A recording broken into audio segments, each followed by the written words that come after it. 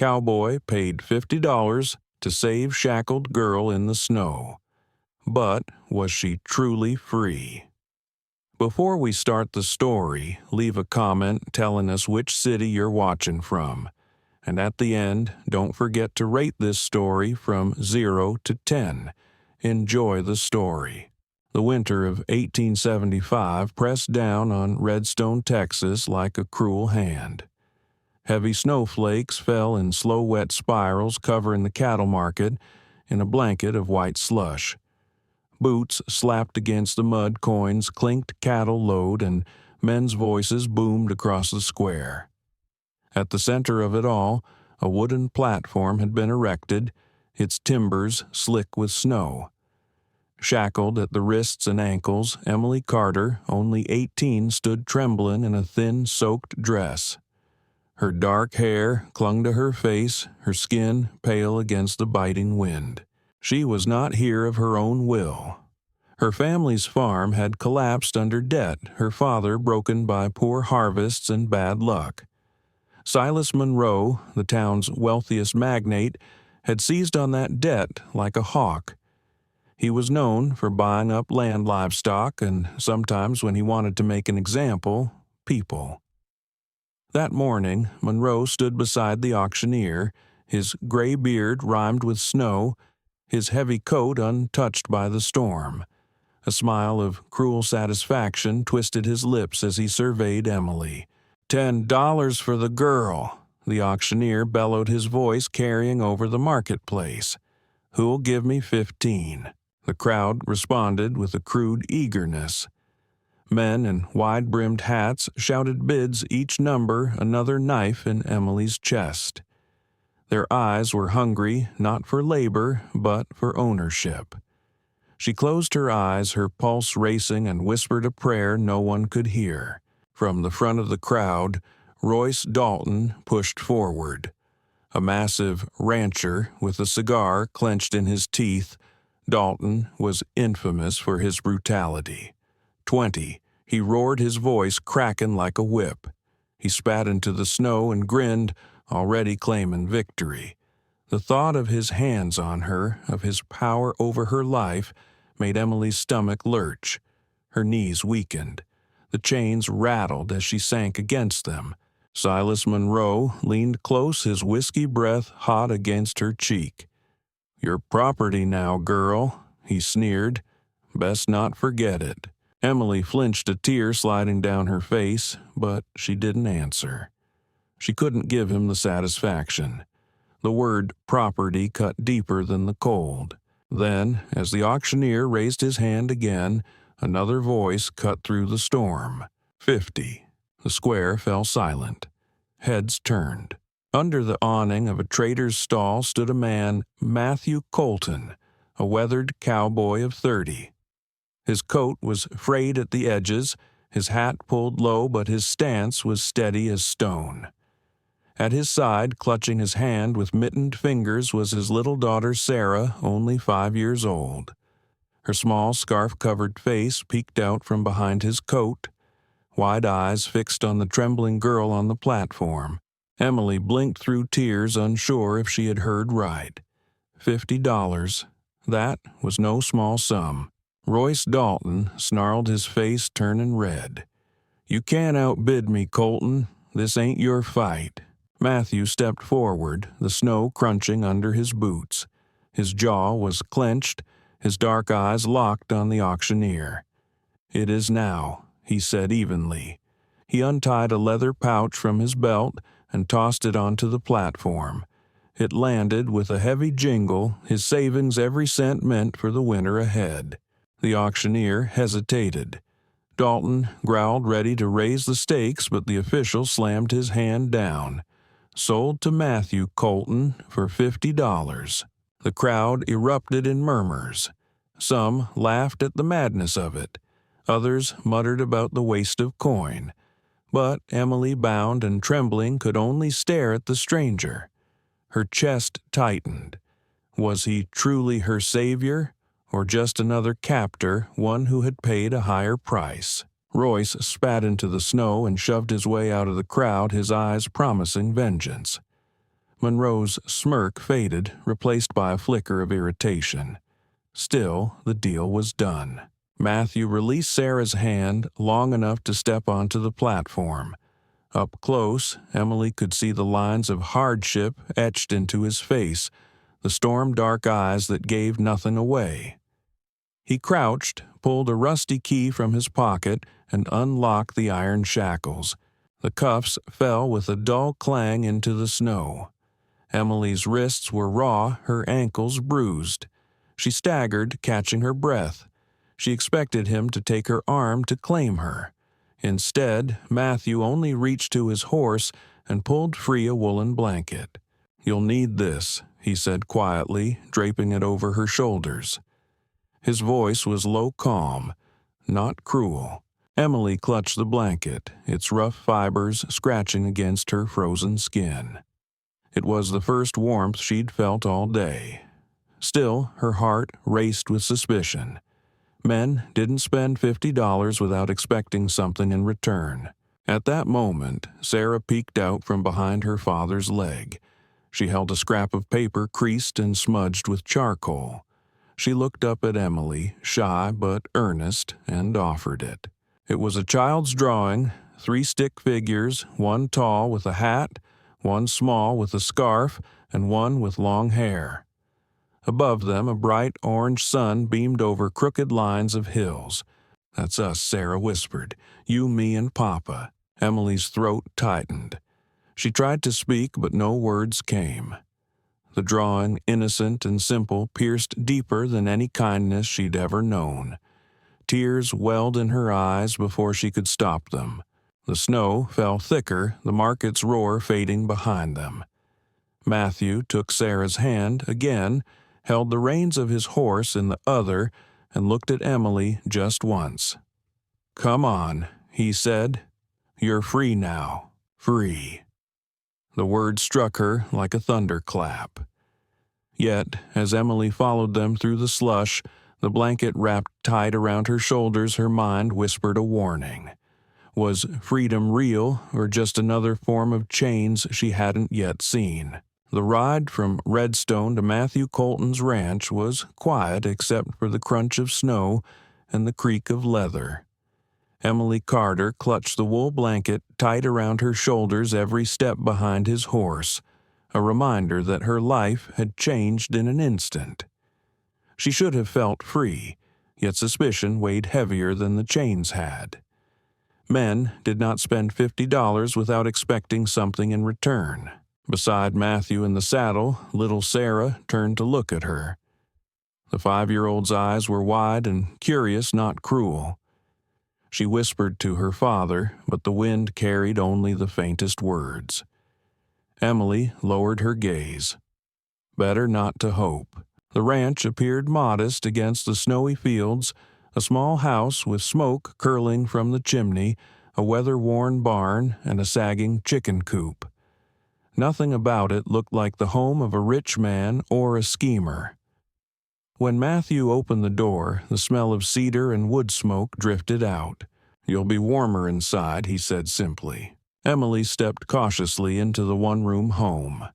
A stove ticked in the corner, a table and chairs stood by the wall, and shelves held a few battered books. Through a side door, she glimpsed a narrow room with a cot and quilt. He gestured. "That's yours. No one will bother you." She wanted to ask why he had bid, why he cared, but the words lodged in her throat. Instead, she nodded faintly. Matthew left her space, going outside to tend his horse. Sarah tugged at Emily's sleeve proudly, showing a piece of paper. On it, 3 figures stood hand in hand under a bright sun, Papa, Sarah, and Emily. "That's us now," the girl said, beaming. The drawing pierced Emily's defenses more than her rescuer's words. She had been property on a block only hours before. Now, a child was sketching her into a family. Her eyes stung, and she quickly looked away. That night, Matthew returned with a loaf of bread, cheese, and a crock of stew. He set it on the table without fanfare. "Eat if you'd like," he said. If you'd rather rest, food will keep." Then he carried his axe and coat back outside. No questions, no demands. Emily waited, bracing for some hidden price. None came. Hunger finally won. The food was plain but warm, and she ate slowly, listening to the steady tick of the stove. Later, when she retreated to the small room, she found a folded shirt and trousers left neatly on the chair. A scrap of paper read, "For warmth. No need to return." The gesture unsettled her more than cruelty would have. Cruelty she understood. This patience was unfamiliar. She lay on the cot, the wool blanket tied around her, listening for footsteps outside her door. None came. At last, exhaustion pulled her into uneasy sleep. Morning light woke her to the sound of chickens. She emerged to find Sarah eating bread at the table, humming softly, and Matthew combing his damp hair with wet fingers. He looked at Emily once, neither surprised nor judging. "Chickens need feed," he said. "If you're up for it. Up for it. Not you will, but you can." The difference mattered. Emily followed Sarah outside, the air sharp with cold. At the coop, Sarah rattled off names for the hens, Betsy, Dot, June, while Emily scattered grain with trembling hands. For a moment, surrounded by clucking birds and a child's chatter, life almost felt ordinary. From the fence, Matthew watched. Without a word, he set a worn coat over a post. "Might help," he murmured before turning back to his work. Emily hesitated, then slipped it on.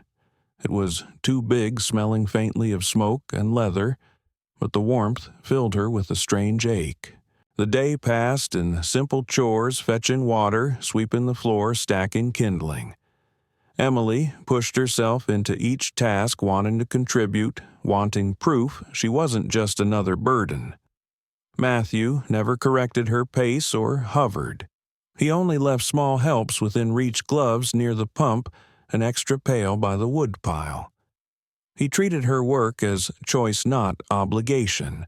That evening, when she returned to her room, a tray of stew and bread waited quietly outside her door. No knock, no intrusion.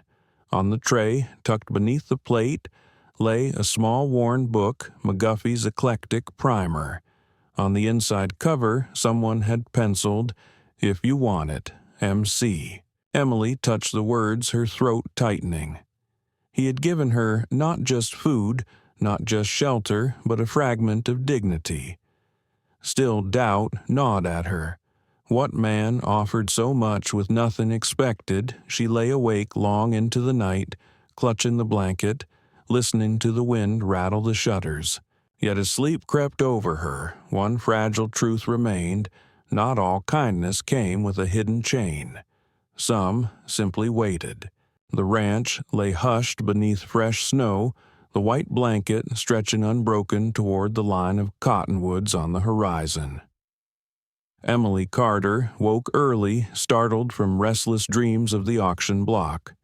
She dressed in the borrowed shirt and coat, wrapping herself again in the wool blanket Matthew had given her, and stepped out into the cold air. For the first time since her arrival, the house felt less like a stranger's dwelling and more like a place she might be able to breathe. Yet unease lingered. Fear was not so easily banished. The sight that met her eyes froze her mid-step. Along the eastern pasture, the fence stood broken. Splintered planks leaned at odd angles as though a storm had torn through. But this was no accident. A crude note nailed to a remaining post fluttered in the wind. Emily's blood turned to ice as she read the jagged scrawl, "She's mine. Return the property. S.M." Her knees weakened. Silas Monroe had not forgotten her, nor the insult Matthew had delivered when he outbid Royce Dalton. Guilt clawed at Emily's chest. She turned and ran back toward the barn where Matthew's axe rasped against a whetstone. Sarah was inside stacking hay with the diligence only a child could muster. Mr. Colton. Emily gasped, thrusting the note into his hand. They were here last night. The fence is ruined. It's because of me. I should go. If I leave, they'll stop. You and Sarah don't deserve this trouble. Matthew's eyes darkened as he scanned the note, but his voice remained steady. Don't carry that weight. This is on him, not you. Sarah, sensing the tension, dropped her bundle of hay and ran to her father's side. Papa, are bad men coming? She asked, clutching his leg. Matthew knelt, brushing a strand of hair from her cheek. No one's hurting us, Sarah, I promise. His gaze met Emily's across the barn firm as the ground beneath their feet. You're not leaving. This is home if you want it. The words struck her harder than the wind outside. Home. A place she thought lost forever. She opened her mouth, but no reply came.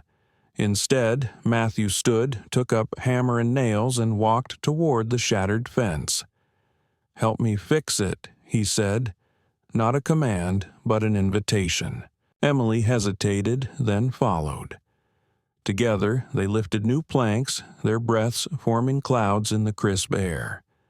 She held the wood steady as he drove nails with practiced rhythm.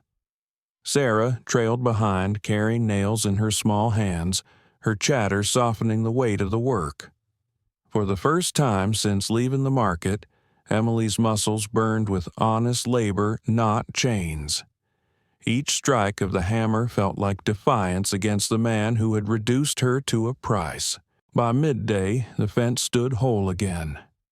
Matthew leaned on the handle of his hammer, wiping sweat from his brow despite the cold. Monroe thinks he owns this town, he said quietly. He's wrong. He'll learn that. Emily studied him, struck by the calm determination in his tone. He wasn't just shielding her, he was drawing a line for every family Monroe had bled dry. The next day, Matthew saddled Juniper and hitched a wagon for town. Emily, reluctant but resolved, climbed in with Sarah. Her stomach twisted at the thought of facing Redstone again, of seeing the same faces that had watched her humiliation in silence. Yet Matthew's presence anchored her. In the town's small meeting hall, neighbors gathered, weary farmers, shopkeepers, ranch hands. Matthew stood at the front, his broad shoulders filling the space, and spoke plainly. Silas Monroe's been bleeding us for years, land, money, even people. He came from my ranch last night. Who's next? The room stirred uneasily. Emily sat at the back, Sarah's small hand tucked into hers. Shame pricked her skin as she recalled the auction, how none of these men had stepped forward then. She expected silence again. Instead, a farmer with a weather-beaten face, Tom Granger, rose to his feet. Monroe's got men and guns, he said. What do we have? Matthew met his gaze. Each other. He's strong because we let him be. Stand together, and he's nothing. His words cut through the murmur like a bell. Emily's heart clenched. She had feared Matthew was only her rescuer, bound to her by accident. But here he was standing for all of them, giving voice to the pain she thought only hers. A widow named Mrs. Langley stepped forward, her hands trembling but her voice clear. He took my boy's land last spring. I'm with you. Others nodded, voices rising in hesitant agreement. The hall buzzed with resolve, the air thick with the stirrings of courage. For the first time in years, the people of Redstone saw a way out from under Monroe's shadow. Emily's chest filled with conflicting tides, hope and fear. Hope that this man's resolve might light a fire in others. Fear that Monroe's wrath would fall heavier now. Yet, as Sarah leaned against her, whispering about a stubborn goat she had seen on the way to town, Emily felt something unfamiliar belonging. Back at the ranch that evening, Emily helped Matthew stack firewood. Her hands steady now, no longer trembling with doubt. "Do you really think they'll fight?" she asked. Matthew paused, meeting her eyes. "They're scared like you, but they're ready to try." His answer was simple without flourish, but it rang true. Sarah bounded up, holding a daisy she had found stubbornly blooming through the snow. "For you, Miss Emily," she said, pressing it into her hand. Emily closed her fingers around the flower, her throat tightening. She had been bought like cattle, discarded like debt, and yet here in the smallest gestures, a child's drawing a neighbor's nod, a man's steady voice, she was learning to believe in the possibility of safety of purpose. The night sky fell deep and blue over the ranch. Emily sat by the fire, Sarah curled against her side, Matthew whittling a block of wood at the table. The note Monroe had left still burned in her memory, but the echo of Matthew's words carried louder. "You're not a burden. This is home if you want it." And for the first time since her life had been torn apart, Emily wondered if she might truly belong. The night before the storm, the ranch lay quiet. Snow glittered under a pale moon fences, standing repaired against the weight of winter. Yet Emily Carter couldn't sleep. Every creak of the timbers, every whistle of the wind carried with it the shadow of Silas Monroe. She had seen his note. She knew men like him did not retreat. They pressed, pushed, and crushed until everything bent to their will. At dawn, the sound of distant hoofbeats broke the hush. Emily stepped onto the porch, heart hammering. Across the open plain, dark shapes moved riders, 7 in all. At their head, Monroe's gray beard caught the morning light. His posture in the saddle radiated arrogance. Behind him, guns glinted under wide-brimmed hats. Inside the house, Sarah pressed her face to the window, her breath fogging the glass. "Papa," she whispered, "they're here." Matthew Colton stood steady on the porch rifle resting across his arm. His expression was calm, but his eyes were flint. Emily felt her stomach twist. She clutched a pitchfork she had dragged from the barn, her hands trembling, but unwilling to be idle. The riders slowed snow crunching as they halted before the ranch gate. Monroe's sneer stretched across his face as he pointed a gloved hand at Emily. "You stole my property, Colton," he bellowed. "Hand her over, or we burn this place down." The word property sliced through Emily like ice. But this time, instead of lowering her head, she gripped the pitchfork tighter, stepping forward despite the fear clawing at her chest. She would not cower. Not again. Matthew's voice rang out firm and even. "She's not yours, Monroe. She never was. Get off my land." For a moment, silence fell thick as the snow around them. Then laughter broke from Monroe's men, harsh and mocking. Royce Dalton spat into the snow eyes flashing with the hunger of unfinished business. "You think you can stand against us, Colton?" The answer came not only from Matthew, but from the fence line. Figures emerged from the trees, and the road neighbors, townsfolk, men and women who had gathered after the meeting. Tom Granger with a shovel in his hand, Mrs. Langley with a butcher's knife glinting in the sun. Behind them, a handful of ranch hands and farmers gripped rifles, axes, and pitchforks of their own. "You've bullied this town too long," Matthew said, his rifle never wavering. "These folks ain't scared anymore." The townsfolk shifted their voices, rising.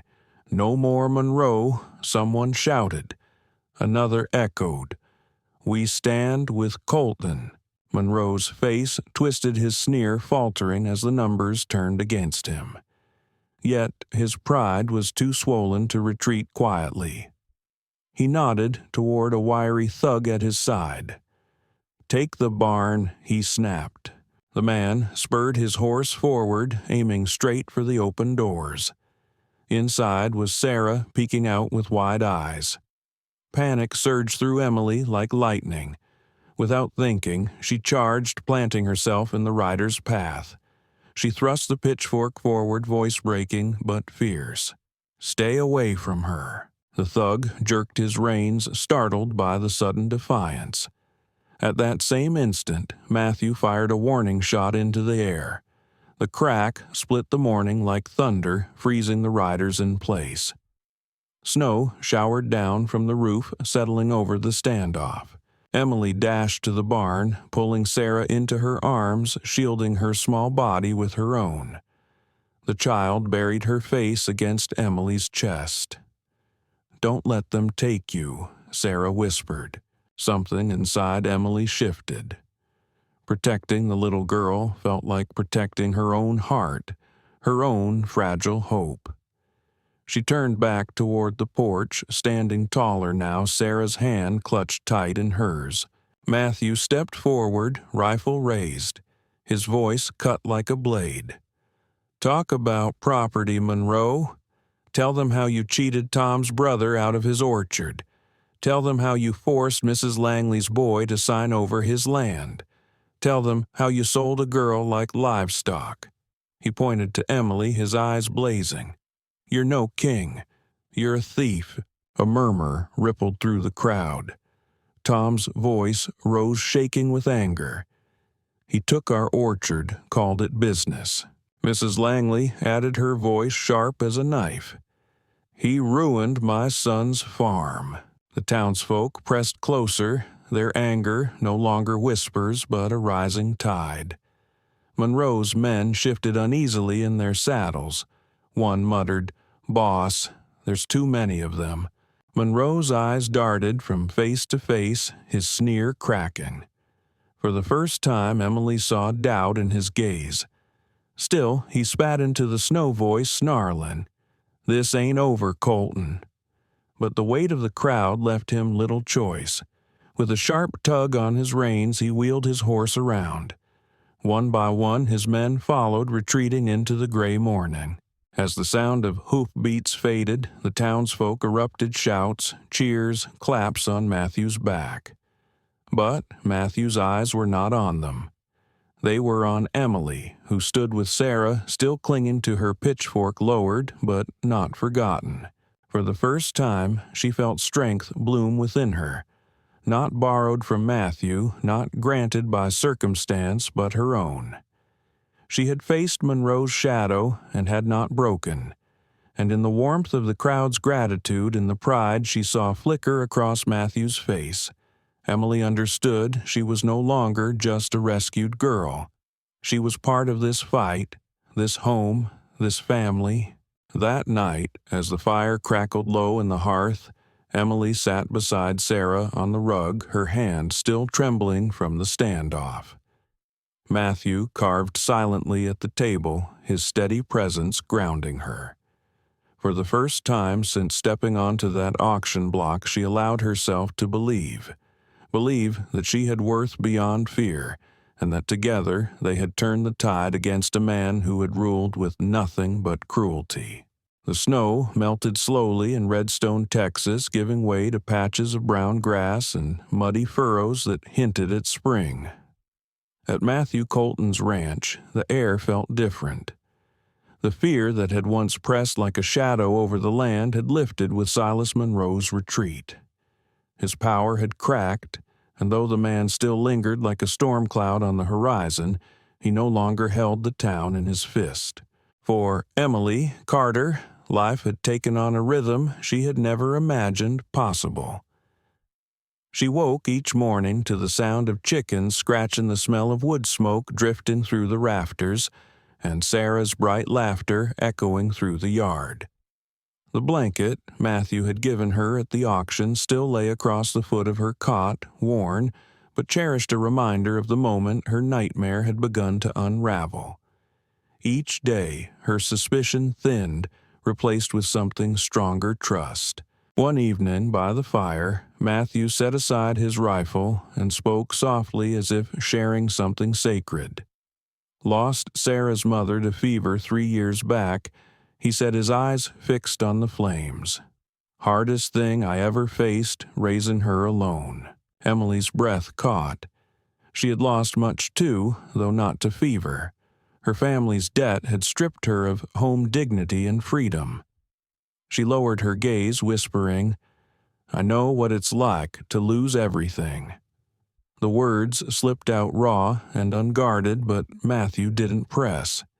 His silence felt like a door open, but not forced. Sarah, curled on the rug with charcoal and paper, looked up suddenly.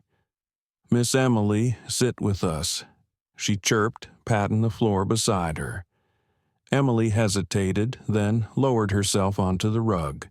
Sarah thrust a drawing into her hands, 3 figures under a wide orange sun, this time standing before a small square with a pointed roof. "That's your school," the child said, her voice bursting with pride. Emily's throat tightened. She had once dreamed of teaching, of giving children what she had been denied. To see it imagined by a child who had every reason to be guarded, it was almost too much. Tears welled, spilling silently. She whispered, "It's beautiful." Matthew watched a flicker of pride softening his weathered face. He rose, crossed to a shelf, and returned with a book, its cover worn from years of use. "Found this in town," he said, handing it to her. "A teacher's guide to rural schooling. It's a start." Her hands trembled as she took it. He wasn't just offering shelter. He was offering her future back. Days turned into weeks, and the ranch transformed. Emily worked alongside Matthew, hauling water, mending fences, and tending Sarah with the tenderness of a sister. She laughed for the first time in months, the sound startling even herself. Sarah clung to her hand at every turn, declaring proudly, "She's with us now." But it wasn't only the Coltons who noticed. The townsfolk, once cowed by Monroe, began to gather at the ranch. Tom Granger brought lumber. Mrs. Langley arrived with baskets of bread and a determination Emily hadn't seen in her before. Men and women came tools in hand to build something new on Matthew's land, the frame of a schoolhouse. The work was slow but joyous. Hammers rang, children carried nails, and laughter rolled across the pasture like a song. Emily's sleeves rolled to her elbows, carried planks alongside men twice her size. Each nail she drove into the rising frame was a nail in the coffin of her old life. She was no longer the girl on the auction block. She was a woman shaping her future. At dusk, one evening, as the sky burned pink and gold, Matthew called Emily over to the half-built school. On a post by the entrance he had carved neat, steady letters, "Emily's School." Her breath caught. She touched the letters with her fingertips, the wood rough beneath her skin. "You didn't have to," she whispered, her voice thick with emotion. "Seemed right," Matthew said simply, his smile faint but true. Emily blinked back tears. She turned to see Sarah bouncing at her side, her little hand slipping into hers. "You're gonna be the best teacher, Miss Emily," the girl squealed. For the first time, Emily believed it. The weeks after the standoff became a season of healing. Redstone, once divided by fear, grew closer. Neighbors guarded one another, shared food, and lent tools. Silas Monroe kept to his manor on the hill, his power broken by unity. And on the Colton ranch, a family grew where none had existed before. Emily still carried scars, the humiliation of the block, the chill of chains, the gnawing fear of being owned. But each day she found herself less haunted. Matthew's steady respect and Sarah's open affection stitched those wounds closed. The blanket that had once been her only shield was now a symbol of something greater, the warmth of belonging. By spring, the schoolhouse stood nearly finished. Its beams reached toward the sky, its walls bright with fresh paint. On the last day of building, townsfolk gathered as Emily placed Sarah's newest drawing inside a picture of children holding books under a blazing sun. It was hung on the wall as a promise of what the school would become. As evening fell, Emily, Matthew, and Sarah stood before the finished building. The sun dipped low, casting long shadows across the yard. Emily wrapped the worn blanket around her shoulders and held Sarah's drawing against her chest. Matthew stood beside them, his hand resting gently on Emily's back. For the first time, she felt whole, not because she had been rescued, but because she had built something new, with her own strength anchored by love and community. Emily Carter's journey began in chains stripped of dignity, sold like cattle. Yet, through courage, kindness, and the unshakable resolve of one man and his daughter, she discovered not only freedom, but purpose. The schoolhouse, rising on Matthew's land, became more than wood and nails. It was a beacon of hope for every child who had known hunger, fear, or silence. Her story is proof that no matter how dark the night, compassion can spark light. That even when the world tries to brand you as property, you can reclaim your name, your worth, and your future. And that sometimes family is not the one you're born into, but the one that chooses you and stands beside you when the storm comes. If Emily's journey moved you, if it reminded you of the strength we find in unity and the healing power of love, share your thoughts in the comments below. And don't forget to subscribe to Whispers of the Wild West for more powerful frontier tales of resilience, love, and hope. Together, let's keep these stories alive because courage shared is courage multiplied.